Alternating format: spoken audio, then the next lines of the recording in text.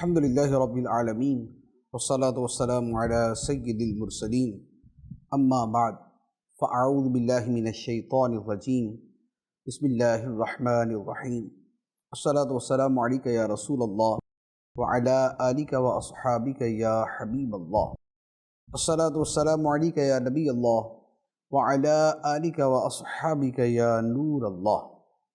سلسلہ ہے اللہ کے حقوق۔ اللہ تعالیٰ کا ایک حق ہے بندوں پر کہ بندے اس کی نافرمانی نہ کریں، اور اگر اس کی نافرمانی ہو جائے تو پھر اللہ کی بارگاہ میں رجوع کریں اور اپنے اس برے عمل سے توبہ کریں۔ توبہ کے فضائل پر ہم نے تفصیل سے کلام کیا تھا۔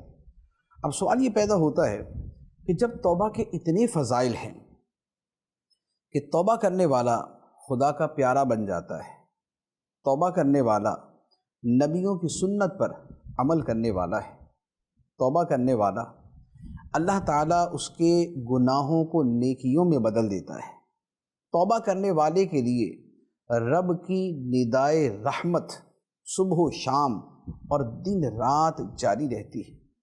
توبہ کرنے والے سے رب راضی ہوتا ہے اور بہت زیادہ راضی ہوتا ہے۔ تو توبہ کے جب اتنے فضائل ہیں تو اب سوال یہ پیدا ہوتا ہے کہ اتنے فضائل کو سننے پڑھنے کے باوجود ہم توبہ کیوں نہیں کرتے؟ توبہ کی راہ میں رکاوٹ کیا ہوتی ہے؟ آج کچھ اس حوالے سے کلام کریں گے اور پھر توبہ کی کچھ اور صورتوں اور اس کے اور طریقوں پر کچھ کلام ہوگا۔ لوگوں کے توبہ نہ کرنے کی پہلی وجہ یہ ہوتی ہے کہ لوگ گناہوں کے انجام سے غافل ہوتے ہیں۔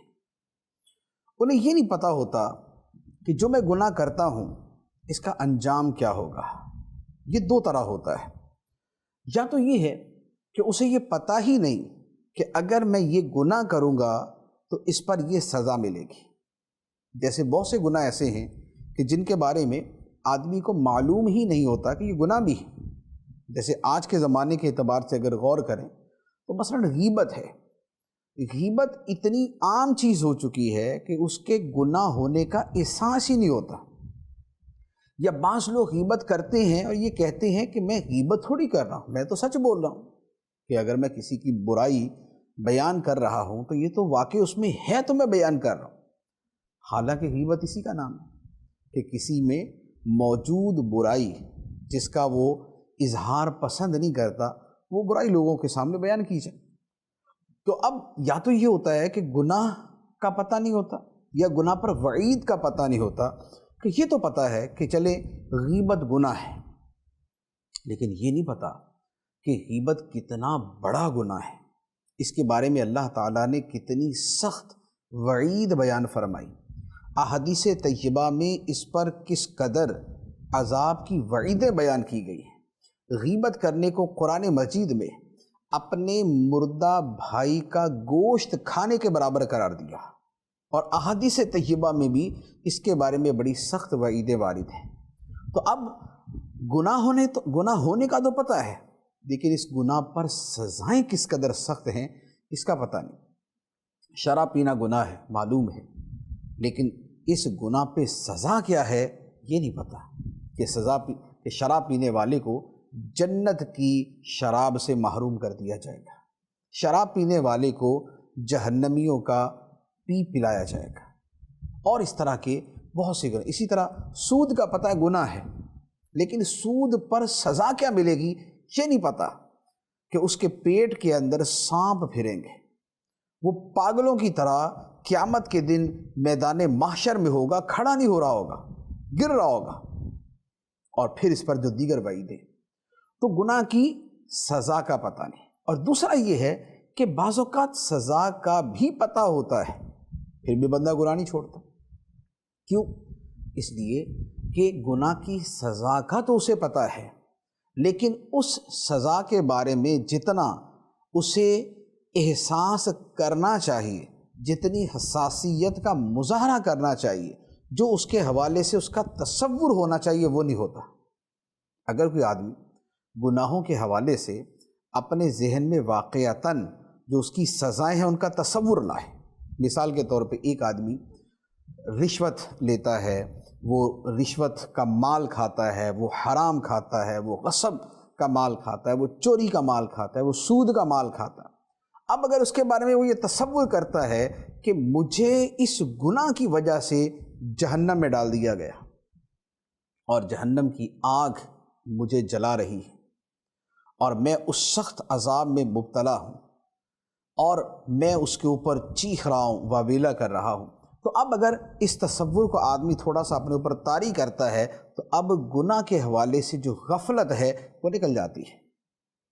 تو توبہ نہ کرنے کا جو پہلا سبب ہوتا ہے وہ یہ ہے کہ بندہ گناہوں کے انجام سے غافل ہوتا ہے، اور گناہوں کے انجام سے جو غفلت ہے اس غفلت کو دور کرنے کا طریقہ یہ ہے کہ بندہ قرآن و حدیث میں مذکور گناہوں کی سزاؤں کا مطالعہ کرے، اس کے حوالے سے کوئی بیان سنے، کوئی تقریر سنے، اور مزید اس کے ساتھ اسے زیادہ مؤثر بنانا ہو تو پھر طریقہ یہ ہے کہ اپنے آپ کو ان سزاؤں سے گزرتا ہوا محسوس کرے، تو اب توبہ کرنا آسان ہو جائے گا۔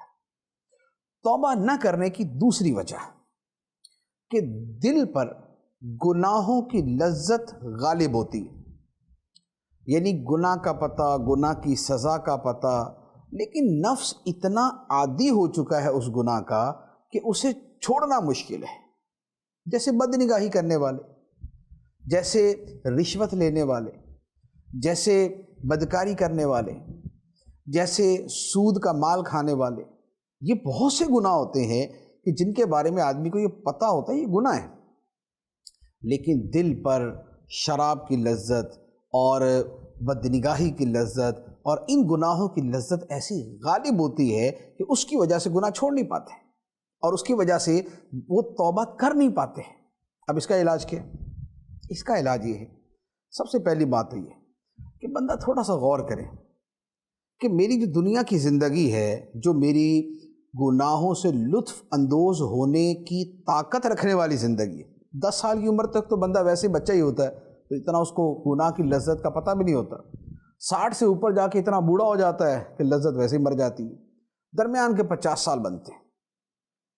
اب بندہ لذت کے غلبے کی وجہ سے، دل پر لذت کے غلبے کی وجہ سے توبہ نہیں کرتا، گناہ نہیں چھوڑتا، تو غور کرے کہ یہ 50 سال کے لیے لذتوں سے دور ہونا، لذتوں سے دور ہونا، گناہ والی لذتوں سے دور ہونا، یہ میرے لیے مشکل ہے، میں اسے قبول نہیں کر پاتا، میں اسے برداشت نہیں کر پاتا، تو اگر مرنے کے بعد مجھے ہزاروں، لاکھوں، کروڑوں، اربوں سال تک اگر لذتوں سے دور رہنا پڑا تو وہ کیسے برداشت کروں گا؟ یہاں تو 50 سال برداشت نہیں ہو رہے، اور وہاں پر اگر معاذ اللہ حالت کفر میں مرا پھر تو ہمیشہ ہمیشہ کے لیے لذتوں سے گیا، آخرت کی لذتوں سے غائب، ختم۔ اور اگر مسلمان ہی دنیا سے گیا لیکن اپنے شامت اعمال کی وجہ سے جہنم میں ڈال دیا گیا تو 100 سال، 200 سال، 500 سال، 1000 سال اگر اسے لذتوں سے دور رہنا پڑا تو وہ کیسے برداشت کرے گا؟ 50 سال تو قبول نہیں ہے تو 10,000 سال، 1000 سال کیسے قبول ہوگا؟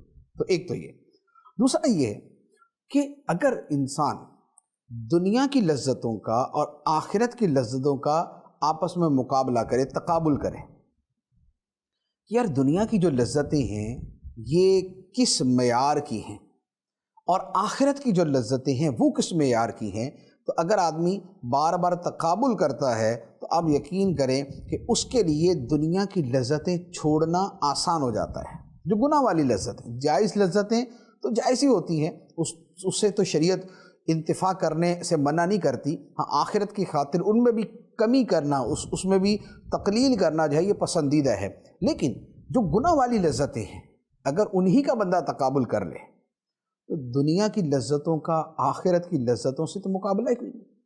نبی پاک صلی اللہ تعالیٰ علیہ وآلہ وسلم ارشاد فرماتے ہیں کہ جنت میں ایک کوڑا رکھنے کی جگہ، ایک چابک کوڑا جو ہوتا ہے جو گھوڑے کے لیے استعمال کیا جاتا ہے اس کو بھگانے کے لیے، دوڑانے کے لیے، اگر ایک کوڑے کی جگہ جو جنت میں ہو اس کا ساری دنیا سے مقابلہ کیا جائے تو وہ ساری دنیا سے زیادہ قیمتی ہے۔ پھر دنیا کے اندر جو گھر ہیں مٹی کے ہیں، آخرت کے اندر سونے چاندی کے ہیں۔ دنیا کے اندر لذت ہے تو لذت کے ساتھ مشقت اور تکلیف بھی ہے. آخرت میں لذت ہی لذت ہے، تکلیف کوئی نہیں، مشقت کوئی نہیں. پھر دنیا کی لذت 50 سال 60 سال 100 سال تک آدمی زندہ رہے گا تو مزے لے لے گا، اس کے بعد ختم. آخرت کی لذتوں نے کبھی ختم نہیں ہونا، ہمیشہ ہمیشہ باقی رہیں گی. خالدین فیہا ابدا، ہمیشہ ہمیشہ وہ جنت میں رہیں گے. تو اگر آدمی تھوڑا اپنے آپ کو دنیا اور آخرت کی لذتوں کا تقابل کر کے دیکھے تو اس کے لیے پھر گناہ والی دنیا کی لذتیں چھوڑنا آسان ہو جاتا ہے، توبہ کرنا آسان ہو جاتا ہے. اچھا، پھر تیسری وجہ کہ بندے لوگ توبہ کیوں نہیں کرتے، اس کی وجہ ہوتی ہے موت کو بھول جانا اور زندگی کو لمبا سمجھنا. جیسے اکثر و بیشتر لوگ توبہ کیوں نہیں کرتے، ابھی تو بڑی عمر پڑی ہے، ارے ابھی تو بڑی عمر پڑی ہے. جوان کہتا ہے، جو نوجوان ہے وہ کہتا ہے ارے ابھی تو ساری جوانی پڑی ہے. جوان کہتا ہے اور ابھی تو بڑھاپا نہیں آیا. بوڑھا کہتا ہے ابھی کون سا مر رہا ہوں میں. تو اب کیا ہے، لمبی امیدیں انسان کو توبہ سے دور رکھتی ہیں. اب اس کا حل کیا ہے؟ اس کا حل یہ ہے، سب سے پہلے تو بندہ یہ سوچے کہ اس بات کی کیا گارنٹی ہے کہ مجھے لمبی زندگی ہی ملے گی. کیا بچے نہیں مرتے، کیا جوان نہیں مرتے، کیا بوڑھے نہیں مرتے، بلکہ بوڑھے تو مرتے ہی ہیں بالآخر.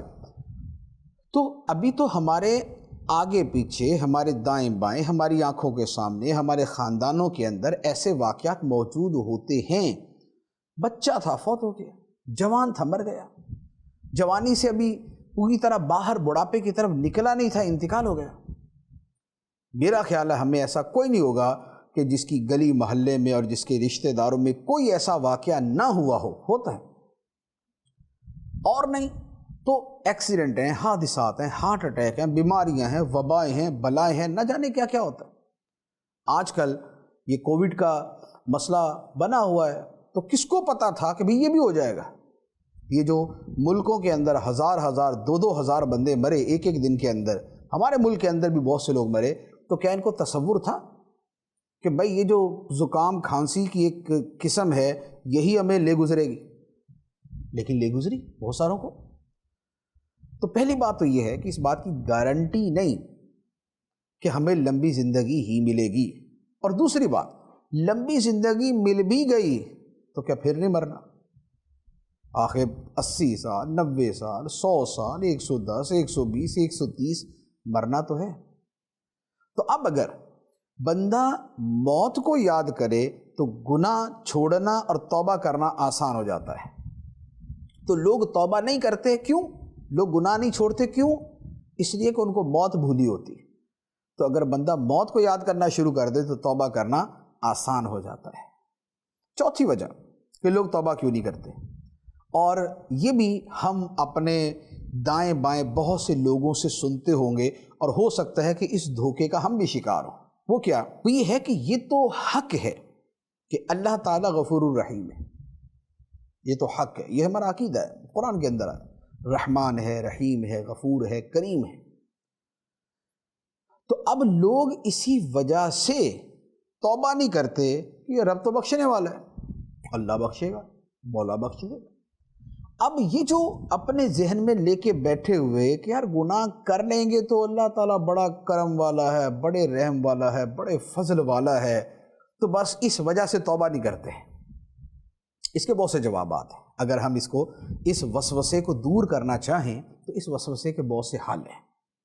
پہلی بات یہ ہے کہ اللہ تعالیٰ بڑا غفور الرحیم ہے، اور اس نے اپنی رحمت کا ایک جو مظہر ہے وہ جنت کی صورت میں پیدا فرمایا.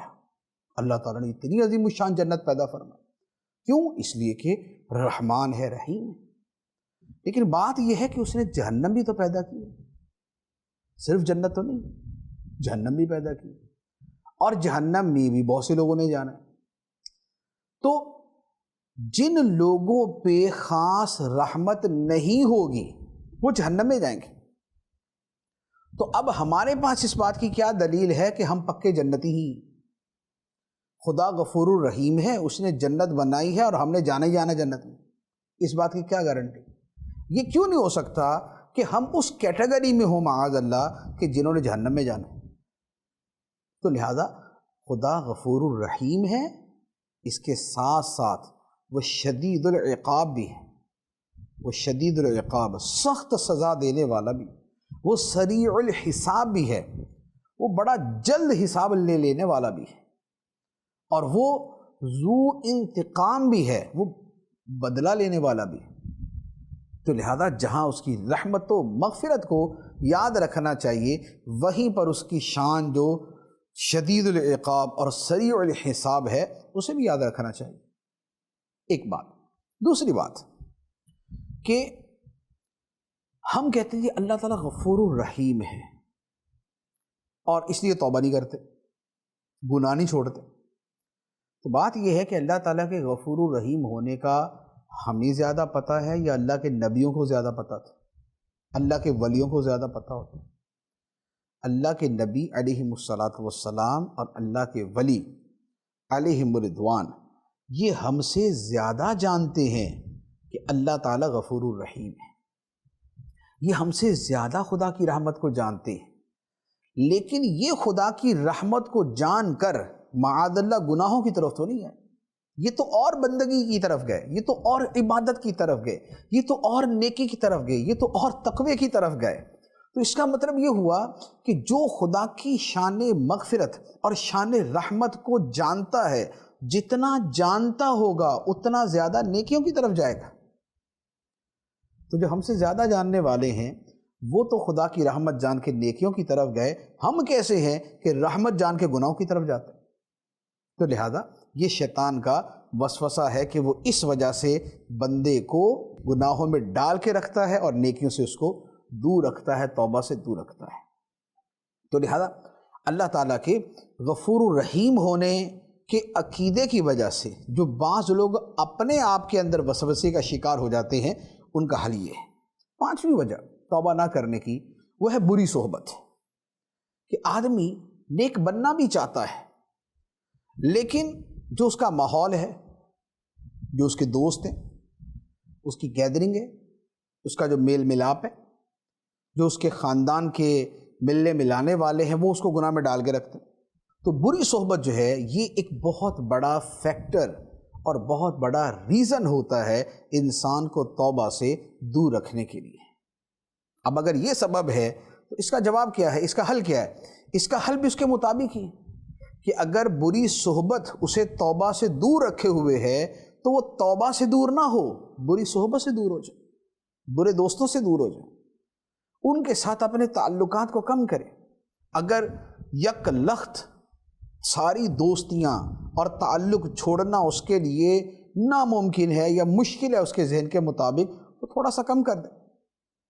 روزانہ جو ان کی صحبت میں جا کے بیٹھتا ہے 2-4 دن ذرا چھوڑ دے، اسی طرح زیادہ دیر بیٹھتا ہے تو اپنے وقت کو کم کرے۔ یہ اس لیے نہیں کہ وہ جو باقی اس کا بیٹھنا وہ درست ہو گیا، نہیں، اس لیے کہ آہستہ آہستہ نیچے کی طرف آئے، آہستہ آہستہ گناہوں سے کمی کی طرف آئے، آہستہ آہستہ بری صحبت سے بچنے کی طرف آئے، اور بالآخر وہ نیکیوں کی طرف اور توبہ کی طرف آ جائے۔ تو یہ توبہ کرنے کے اندر جو ایک رکاوٹ ہوتی ہے بری صحبت، تو یہ اس کا حل ہے کہ انسان اس انداز کے اندر اپنے آپ کو مولڈ کرے۔ اب توبہ کا طریقہ کیا ہے؟ توبہ کے حوالے سے ہم نے پہلے بھی بات کی تھی کہ توبہ 3 چیزوں کے مجموعے کا نام ہے۔ اب وہ جو 3 چیزیں ہیں، ایک یہ ہے کہ گناہ پہ شرمندگی، جو ماضی میں کیا اس گناہ پہ شرمندگی، یا جو کر رہا ہے اس پہ شرمندگی۔ دوسرا یہ ہے کہ فی الحال فوراً چھوڑ دے، اور تیسرا یہ ہے کہ مستقبل میں، آئندہ زمانے میں اس گناہ کو نہ کرنے کا پکا ارادہ کر لے۔ یہ 3 چیزیں۔ اب ان کی تھوڑی سی تفصیل عرض کرتا ہوں۔ پہلی بات کہ گناہ پہ شرمندہ ہو، گناہ کو چھوڑنا گناہ پر شرمندگی کی وجہ سے، تو گناہ پر شرمندہ ہو۔ اب یہ جو گناہ پہ شرمندہ ہونا ہے، یا تو خدا کے ڈر سے ہو، یا خدا کے خوف سے ہو، یا خدا کی عظمت کا حیا کرنے کی وجہ سے ہو، یا اس کی خوشنودی حاصل کرنے کے لیے ہو، اس وجہ سے گناہ کو چھوڑ دے۔ لوگوں کی شرم سے گناہ چھوڑے گا تو گناہ چھوڑنا تو اس کا اچھا ہے، لیکن اسے توبہ نہیں کہیں گے۔ توبہ وہ ہے جو خدا کے ڈر سے، خدا کے خوف سے، یا خدا کی حیا سے، یا خدا کی رضا اور خوشنودی کے لیے گناہ کو ترک کیا جائے۔ تو پہلی بات۔ دوسری بات، گناہ کو فوراً چھوڑ دے. یہ نہیں ہے کہ جمعے سے چھوڑوں گا، یا رمضان آ جائے پھر چھوڑوں گا، یا اس مرتبہ اعتکاف بیٹھوں گا پھر چھوڑوں گا، یا یہ ہے کہ جب حج پہ جاؤں گا نا پھر چھوڑوں گا، یا میں جب عمرے پہ جاؤں گا پھر چھوڑ دوں گا. تو یہ جو مستقبل کے ارادے ہیں یہ توبہ نہیں ہے، یہ توبہ کے خیالات ہیں، یہ توبہ کا محض ایک سوچ ہے، توبہ نہیں. توبہ یہ ہے کہ فوراً گناہ چھوڑ دے، یہ توبہ ہے. تیسری بات، مستقبل میں وہ گناہ دوبارہ نہ کرنے کا پکا ارادہ کر لے. ایسا نہیں ہے کہ یا اللہ میں 1 مہینے کے لیے چھوڑتا ہوں، اگلے مہینے پھر کروں گا. خدا سے تو ایسا کوئی نہیں بولتا، لیکن اپنے اندر اس کے جو گیم چل رہی ہوتی ہے اس کو پتہ ہی ہوتا ہے کہ وہ کیا کہنا چاہ رہا ہے اور کیا کرنا چاہ رہا ہے، کہ ٹھیک ہے یار 1 آدھ مہینے کے لیے چھوڑ دیتا ہوں اور اگلی مرتبہ پھر دیکھیں گے. تو اس کا پکا ارادہ نہیں ہوتا، یہ توبہ نہیں. تو یہ 3 چیزیں. اچھا، پھر اس کے ساتھ مزید کیا ہوتا ہے؟ پھر گناہوں کی مختلف قسمیں ہیں. کچھ وہ ہیں کہ جن میں اتنی باتیں کافی ہیں، ماضی پہ شرمندہ، ابھی چھوڑ دیا، آئندہ کرنا نہیں. بعض میں تو اتنا ہی کافی ہے. جیسے کوئی آدمی شراب پیتا تھا، اب شراب سے توبہ کیا ہے؟ تو شراب کے لیے کوئی کفارہ نہیں ادا کرنا ہوتا. شراب سے توبہ یہی ہے کہ یا اللہ مجھ سے غلطی ہو گئی، میں اس سے معافی مانگتا ہوں، میں اس سے توبہ کرتا ہوں، میں اسے چھوڑتا ہوں، میں آئندہ نہیں پیوں گا. یہ توبہ ہو گئی. لیکن اگر وہ ایسا حق اللہ ہے، شراب چھوڑنا یہ بھی اللہ کا حق ہے کہ بندہ شراب پینا چھوڑ دے، یہ گناہ کی وہ قسم ہے جس کا تعلق حق اللہ کے ساتھ، حقوق اللہ کے ساتھ. دوسری صورت یہ ہے کہ حقوق اللہ تو ہے لیکن اس کی کچھ تلافی بنتی. تلافی کیا؟ کہ بھائی اس کے بدلے میں کچھ کرنا بھی پڑے گا، توبہ کے ساتھ کچھ عمل بھی کرنا پڑے گا. جیسے ایک بندہ بے نمازی تھا، اب اس نے توبہ کی کہ میں نماز نہیں چھوڑوں گا، ہمیشہ نماز پڑھوں گا. تو اتنا کہنے سے جو پچھلے زمانے کی نمازیں ہیں وہ ساری معاف نہیں ہو گئیں، بلکہ وہ جو نمازیں چھوڑی ہوئی ہیں فرض و واجب ان کو پڑھنا پڑے گا. زکوٰۃ نہیں دی تھی تو اب زکوٰۃ کی قضا تو نہیں ہوتی لیکن تاخیر کا گناہ ہے. تو اب یہ ہے کہ اب یہ زکوٰۃ ادا بھی کر دے. اگر پچھلے 10 سال 15 سال 25 سال 1 سال کی زکوٰۃ نہیں دی تھی تو وہ زکوٰۃ بھی ادا کرے. تیسرا، روزے نہیں رکھے تھے تو روزے رکھنے پڑیں گے. ایک آدمی نے زندگی میں 15 سال روزے نہیں رکھے، اب توبہ کرتا ہے کہ یا اللہ میں نے جو گناہ کیا، روزے نہیں رکھے، اسے توبہ کرتا ہوں اور آئندہ کا پکا ارادہ کہ روزے رکھوں گا. تو صرف اتنا کافی نہیں، وہ جو پچھلے چھوڑے ہوئے ہیں وہ بھی رکھنے ہوں گے. تو یہ ہے تلافی، توبہ مع تلافی. تو ایک وہ گناہ جو توبہ بلا تلافی ہے، دوسرے وہ جو توبہ مع تلافی ہے، اور تیسرا یہ ہے کہ گناہ ایسے ہیں جن کا تعلق بندوں کے حق کے ساتھ ہے، بندوں کے حق کے ساتھ. اب وہ بندوں کے حق کے ساتھ جس گناہ کا تعلق ہے، اگر تو اس کا تعلق ہے مال کے ساتھ، کسی کا مال چھینا، چوری کیا، موبائل چھین لیا، رشوتیں لی ہوئی ہیں، لوگوں کا مال غصب کیا ہوا ہے، لوگوں کے پلاٹوں پہ فلیٹوں پہ قبضے کیے ہوئے، وراثت کا مال ہڑپ کیا ہوا ہے، یہ حرام کام اگر کیے تھے، تو اب اس میں توبہ میں یہ بھی فرض ہے کہ جس کا مال ہے اسے واپس لوٹائے، جس کا مال ہے اسے واپس لوٹائے. تو غصب، چوری، رشوت، ان سب چیزوں میں مال اسی کو لوٹانا ہوگا جس کا وہ مال تھا. وہ مر گیا تو اس کے ورثاء کو لوٹایا جائے گا. اور اگر سود وغیرہ تھا تو پھر اجازت ہوتی ہے کہ چاہے تو مال ان کو لوٹا دے، چاہے تو صدقہ کر دے. اصل اس مال سے جان چھڑانا فرض ہوتا ہے. تو یہ اگر حق العبد ہے، حقوق العباد ہیں تو ان کا تعلق اور مال کے ساتھ ہے تو پھر آگے یہ صورت ہے. اور ایک یہ ہے کہ مال کے ساتھ تو تعلق نہیں ہے لیکن اس کا تعلق جو اخلاقیات کے ساتھ یا دل آزاری وغیرہ کے ساتھ ہے. کسی کو گالی دی تھی، اب گالی سے توبہ کی کہ یا اللہ میں نے جتنوں کو گالی دی سے میں توبہ کرتا. تو یہ تو نہیں ہے کہ سب کو پیسے دیتا بھی رہے، کوئی کفارہ تو شریعت نے فرض نہیں کیا اس کے اوپر. تو اب جس کا دل دکھایا، جس کو مارا یا جس کو برا بلا کہا، جس کو ذلیل کیا، یہ جو حرام گناہ کیے، یہ جو حرام کام کیے، گناہ کے کام کیے، اس سے توبہ یہ ہے. ایک تو وہی کہ ماضی پہ شرمندہ، ابھی چھوڑ دے، آئندہ نہیں کرے گا. اور اس کے ساتھ جن جن کا دل دکھایا ان سے معافی مانگے، اس سے معافی مانگے، خواہ وہ پڑوسی ہے یا وہ رشتہ دار ہے یا وہ دوست ہے یا وہ دشمن ہے. جس کا دل دکھایا تھا اس سے معافی مانگنا بھی لازم ہے، ورنہ یہ گناہ معاف نہیں ہوگا. اس کا یہ جو حق العبد والا حصہ ہے یہ معاف نہیں ہوگا. اور قیامت کے دن یا تو اپنی نیکیاں اس مظلوم کو دینی پڑیں گی اور یا مظلوم کے گناہ اپنے سر لینے پڑیں گے، اس کی ایک ترتیب ہے، لیکن ان میں سے کچھ نہ کچھ ہوگا۔ تو لہٰذا توبہ جو پوری ہے وہ یہ ہے کہ توبہ میں گناہ کا چھوڑنا بھی ہے، آئندہ نہ کرنا بھی ہے، ماضی پہ شرمندگی بھی ہے، اس کے ساتھ جہاں تلافی ہے وہاں تلافی، جہاں معافی مانگنی ہے وہاں پر معافی مانگنی، جہاں پر حق ادا کرنا ہے وہاں پر حق ادا کرنا بھی ہوگا۔ یہ ہے پوری توبہ۔ اچھا، اب یہاں پر ایک بڑا دلچسپ سوال ہے، اور یہ اکثر لوگ پوچھتے ہیں، جو توبہ کرتے ہیں وہ بھی، جو نہیں کرتے وہ بھی پوچھ رہے ہوتے ہیں۔ پوچھنے میں تو کچھ نہیں آتا، جو پوچھ ہی لیتے ہیں کہ جناب ہم اگر توبہ کریں تو یہ کیسے پتہ چلے گا کہ ہماری توبہ قبول ہو گئی؟ تو اب اس میں کیا ہوتا ہے کہ انٹرسٹ تھوڑا سا ہوتا ہے کہ مطلب پتہ تو چل جائے توبہ قبول کیسے ہوتی ہے، تو خواب آئے گی یا کوئی کچھ اور ہوگا، کیا ہوگا؟ تو دیکھیں، ایک تو ویسے تو یہ ہے، بندہ جب توبہ کرے تو رب کی رحمت سے امید رکھے، اللہ تعالیٰ نے اس کی توبہ قبول فرما لی، رب کی رحمت سے امید رکھے، لیکن ساتھ میں تھوڑا سا ڈر بھی ہونا چاہیے کہ ہو سکتا ہے نہ قبول ہوئی، کہ میرے گناہوں کی نوعیت ایسی ہے اور میری توبہ کی نوعیت ایسی، گناہ ایسے توبہ ایسی، تو لہذا ہو سکتا ہے کہ یہ ڈس بیلنس جو معاملہ ہے تو اس کے اندر کہیں پھنسی نہ جاؤں، تو خوف کا بھی پہلو اس میں رکھنا چاہیے۔ لیکن اس کے ساتھ کچھ علامات ایسی ہیں کہ جو علماء نے بیان فرمائی کہ یہ اگر علامات پائی جائیں تو بندہ سمجھے کہ اس کی توبہ قبول ہو گئی۔ وہ کیا؟ مکاشفۃ القلوب میں اس کے بڑی خوبصورت علامات لکھی ہیں۔ ایک عالم سے پوچھا گیا کہ کوئی شخص توبہ کرے تو اسے کیسے پتہ چلے کہ اس کی توبہ قبول ہو گئی؟ انہوں نے جواب دیا کہ یقینی حکم تو نہیں دیا جا سکتا کہ کسی پہ مہر ہی لگ جائے کہ جناب واقعی اس کی قبول ہے، ایسا نہیں ہو سکتا۔ ہاں، یہ جب اللہ تعالیٰ کی وحی نازل ہوتی تھی، سرکار دو عالم صلی اللہ علیہ وآلہ وسلم یا انبیاء علیہ الصلوۃ والسلام تھے، تو ان کے ذریعے پتہ چل جاتا تھا، جیسے ایسے بہت سے بنی اسرائیل کے واقعات ہیں، یا سرکار دو عالم صلی اللہ علیہ وآلہ وسلم کے حوالے سے بھی ایسے واقعات ہیں کہ چند صحابہ سے کچھ معاملہ سرزد ہوا تو اس پر ان کی توبہ کی قبولیت پر آیات اتری، وَعَلَى الثَّلَاثَةِ الَّذِينَ خُلِّفُوا حَتَّى إِذَا ضَاقَتْ عَلَيْهِمُ الْأَرْضُ بِمَا رَحُبَتْ۔ تو یہ جو آیت مبارکہ ہے یہ توبہ کی قبولیت کی یقینی دلیل ہے۔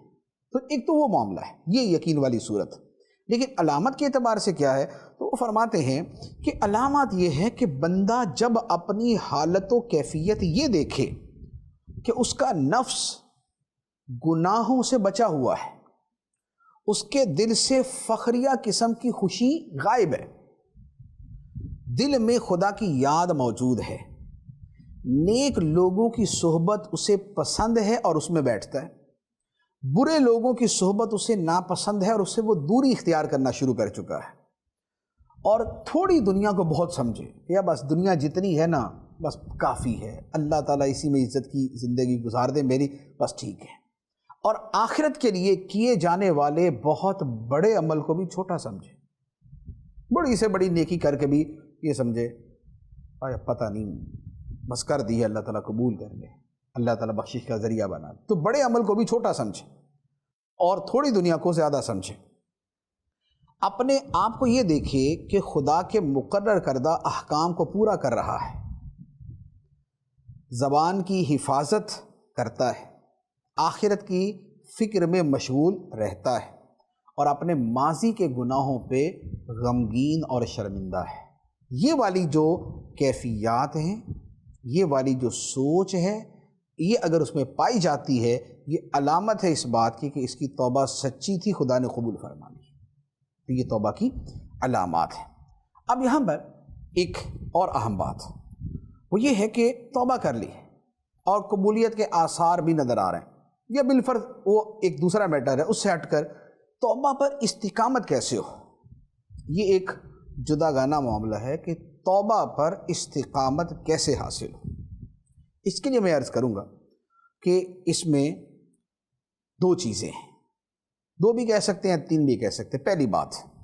پہلی بات یہ ہے کہ توبہ پر استقامت کے لیے برے ماحول کو اچھے ماحول کے ساتھ بدلنا ضروری ہے، نیک ماحول کو اختیار کرنا ضروری ہے۔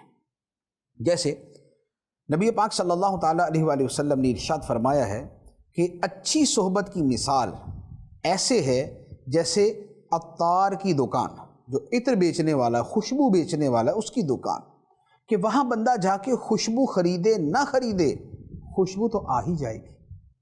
اور بری صحبت کی مثال ایسے ہے کہ جیسے کسی جو ہے وہ بھٹی والا لوہار کہ آنکھ اڑ کے لگے نہ لگے، چنگاریاں تو پڑ ہی جائیں گی۔ تو پہلی بات یہ ہے کہ اچھی صحبت اختیار کریں۔ قرآن مجید میں اللہ تعالیٰ ارشاد فرماتا ہے یا ایھا الذین آمنوا اتقوا اللہ وکونوا مع الصادقین، اے ایمان والو اللہ سے ڈرو اور سچوں کے ساتھ ہو جاؤ۔ تو اچھی صحبت اختیار کریں، یہ توبہ پر استقامت کے لیے پہلی مفید ترین چیز۔ دوسری مفید ترین چیز یہ ہے کہ جن لذت بھرے گناہوں میں مبتلا ہے، جن لذت بھرے گناہوں میں مبتلا ہے، ان کی متبادل حلال لذتیں تلاش کر لے۔ جیسے معاذ اللہ کوئی بد نگاہی کے گناہ میں مبتلا ہے، تو اللہ تعالیٰ نے اس کے لیے اس کی زوجہ، اس کی بیوی حلال بھی کی۔ اب اگر وہ اس کو بدل دے گا، ادھر گناہ سے بچ جائے گا، لذت اس کی پوری۔ ایک آدمی شراب پیتا ہے، کیوں؟ لذت کے لیے، سرور کے لیے، لیکن شراب حرام، اور اللہ تعالیٰ نے اس کی جگہ کتنے مشروبات حلال قرار دیے، ہزاروں، لاکھوں۔ دنیا میں ایک سے بڑھ کر ایک مشروب ہے جس کی لذت، جس کا سرور، جس سے تسکین اور جس سے فرحت، جس سے تازگی، جس سے فریشنس سب ملتی۔ تو اب کیا ہے کہ اب وہ بد ذوقی کو خوش ذوقی میں تبدیل کرنا ہے، بس اس غلاظت کو طہارت میں بدلنا ہے، اس گندگی کو ستھرائی میں تبدیل کرنا ہے۔ تو لہٰذا گناہوں سے بچنے اور توبہ پر استقامت کا طریقہ یہ ہے کہ جن گناہوں میں پڑا ہوا تھا ان کو وہ حلال لذتوں میں بدل دے۔ ایک آدمی کو گانوں کا شوق ہے، گانا گانے کا یا گانا سننے کا، تو اب اس میں کیا ہوتا ہے، اصل تو اس کے اندر وہ لے ہے، وہ ترنم ہے، وہ سر ہے، وہ آواز ہے، وہ نعتوں کے اندر بھی مل جائے گی، وہ حمد کے اندر بھی مل جائے گی، وہ منقبت میں بھی مل جائے گی۔ کتنے گلوکار ایسے ہیں جنہوں نے توبہ کی اور اس کے بعد نعتیں پڑھنا شروع کر دی، حمد پڑھنا شروع کر دی، منقبتیں پڑھنا شروع کر دی۔ یا کتنے ایسے گناہ گار ہیں جو پہلے گانے سنتے تھے، گانے چھوڑ کے اس کے بعد اب حمد سننا، نعت سننا، منقبت سننا زندگی میں یہ شامل ہو گیا، یا قرآن کی تلاوت کرنا سننا یہ زندگی میں شامل ہو گیا۔ اب کیا ہے کہ یہ جو ان بٹوین ڈیوریشن ہوتا ہے، جو درمیان کا زمانہ آتا ہے، یہ تھوڑا سا ٹف ہوتا ہے، کیونکہ ایک لذت کو یکدم دوسری سے بدلنا یہ مشکل ہے، لیکن تھوڑا عرصہ لگتا ہے، تھوڑی سی مشقت کی ضرورت ہوتی ہے، وہ آدمی کا ٹیسٹ بدل ہی جاتا ہے۔ ایک آدمی کو یہاں سے اٹھا کے چائنا بھیج دیں، اب وہاں جا کے بولے جی پاکستانی کھانے چاہیے، پاکستانی تو نہیں ملیں گے۔ اب وہ کیا کرے گا؟ وہ بولے گا یہ تو مجھ سے نہیں کھائے جا رہے بھائی، یہ نہ نمک ہے، نہ مرچ ہے، نہ اس کے اندر گھی ہے، نہ یہ اس میں روٹی ہے، مجھے گندم کی روٹی چاہیے، مجھے کڑھائی فرائی چاہیے، وہ تو نہیں ملے گا۔ لیکن ہوگا کیا؟ تھوڑے عرصے بعد آہستہ آہستہ ٹیسٹ بدلتے بدلتے وہی کھانا اس کو لذیذ لگنا شروع ہو جاتا ہے۔ تو یہ بڑی سمپل سی چیز۔ تو لہٰذا جو گناہوں کی لذت ہے اسے جائز لذتوں میں بدل دے تو توبہ پر استقامت مل جاتی ہے۔ تیسری چیز یہ ہے کہ تھوڑا سا اپنے اوپر پریشر ڈالے، سٹریس ڈالے اپنے اوپر، کیونکہ گناہ یوں آسانی سے نہیں چھوٹتے، مجاہدہ کچھ نہ کچھ کرنا پڑتا ہے۔ تو انسان گناہ والی جو اس کے اندر ایک جو ہے خواہش پیدا ہوتی ہے، اسے ریزسٹ کرے، اس سے مزاحمت کرے، اس کے مقابلے میں جب مزاحمت کرے گا، ریزسٹ کرے گا، تو آہستہ آہستہ اس کے اندر ایک قوت مقابلہ جو ہے وہ پیدا ہو جائے گی، اور یہ گناہ چھوڑنا، گناہ سے بچنا یہ اس کے لیے آسان ہو جائے گا۔ تو یہ 3 طریقے ہیں، نیکی والا ماحول اختیار کر لے، گناہ والی لذت کو جائز والی لذت سے بدل دے، اور تھوڑا سا مجاہدہ اور ریزسٹنس اور مزاحمت جو ہے اسے اختیار کرے۔ اب ایک اور کلام، اور یہ بھی ایک بڑی خوبصورت بحث ہے توبہ کے حوالے سے۔ توبہ کے 3 درجے ہیں۔ ایک ہے توبہ، ایک ہے انابہ اور ایک ہے اوبہ. توبہ، انابہ، اوبہ. توبہ یہ ہے کہ بندہ عذاب کے ڈر سے گناہ چھوڑ دے. انابہ یہ ہے کہ بندہ ثواب کی لالچ میں توبہ کرے. اور اوبہ یہ ہے کہ بندہ رب کی عظمت کے پیش نظر گناہ چھوڑ دے. ان تینوں کا درجہ یوں اوپر جاتا ہے کہ یہ توبہ ہے، یہ انابہ ہے، یہ اوبہ ہے. اوبہ جو ہے یہ بڑے لوگوں کا مقام و مرتبہ ہوتا ہے. اور یہ جو میں نے اس میں گناہ چھوڑنے والی بات کی ہے، یہ تو ایک عمومی ڈیفینیشن تعریف کے اعتبار سے ہے، ورنہ انبیاء علیہم السلام کے لیے اوبہ، اواب یہ لفظ قرآن پاک میں کئی جگہ پر ہے. تو وہ گناہ چھوڑنے کے معنی میں نہیں ہے، وہ ان کی توبہ کے حوالے سے ہی ہے، وہ ان کی شان کے اعتبار سے وہ لفظ بیان ہوا. بعض بزرگوں نے اس پر بڑی خوبصورت بات ارشاد فرمائی ہے. فرمایا کہ کچھ لوگ سرکشی کر کے بھی شرمندہ نہیں ہوتے، کچھ لوگ گناہ کر کے بھی شرمندہ نہیں ہوتے، لیکن جو اواب ہوتا ہے وہ نیکیاں کر کے بھی خود کو قصوروار سمجھتا ہے، نیکیاں کر کے بھی قصوروار سمجھتے ہیں. کچھ لوگ غفلت شعاری میں بھی خوش رہتے ہیں، اور کچھ وہ ہیں جو بندگی کی روش جی کر بھی خود کو غافل ہی سمجھتے ہیں. کچھ وہ ہیں جو نیکیاں نہیں کرتے اور پھر بھی خود کو نیک سمجھتے ہیں، اور اواب وہ ہوتے ہیں جو نیکیاں کر کے بھی خود کو خطا کار سمجھتے ہیں. یہ اواب کا مرتبہ ہے. اور قرآن مجید کے اندر اواب کا تذکرہ اور انابہ کا تذکرہ بھی موجود ہے. چنانچہ قرآن پاک کی آیت مبارکہ ہے وَأَنِيبُوا إِلَىٰ رَبِّكُمْ، اور اپنے رب کی طرف رجوع کرو. اسی طرح ایک اور آیت مبارکہ ہے اللہ یجتبی الیہ من یشاء ویہدی الیہ من ینیب، اللہ اپنی طرف چن لیتا ہے جسے چاہتا ہے، اور جو انابت کرتا ہے، جو رجوع کرتا ہے، اللہ اسے اپنی طرف ہدایت دیتا ہے. تو یہ یہاں پر انابت کا تذکرہ. اسی طرح تبصرۃ و ذکریٰ لکل عبد منیب، ہر رجوع کرنے والے بندے کے لیے بصیرت اور نصیحت کے لیے. تو قرآن مجید کے اندر توبہ، انابہ اور اوبہ ان سب کا تذکرہ ہے. اور اواب کی جو صفت ہے، اواب کا جو وصف ہے، یہ انبیاء علیہم السلام کے لیے قرآن مجید میں بہت جگہ پر مذکور ہے. حضرت داؤد علیہ السلام کے بارے میں فرمایا انہ اواب، بے شک بہت بڑا رجوع کرنے والا ہے. حضرت ایوب علیہ السلام کے بارے میں فرمایا نعم العبد انہ اواب، کیا ہی اچھا بندہ ہے، بے شک بہت زیادہ رجوع کرنے والا ہے. اللہ تبارک و تعالی ہمیں ان سب مرحلوں سے گزرنے کی اور سچی توبہ کی توفیق عطا فرمائے اور توبہ پر استقامت عطا فرمائے. آمین بجاہ النبی الامین صلی اللہ علیہ وسلم. اللہ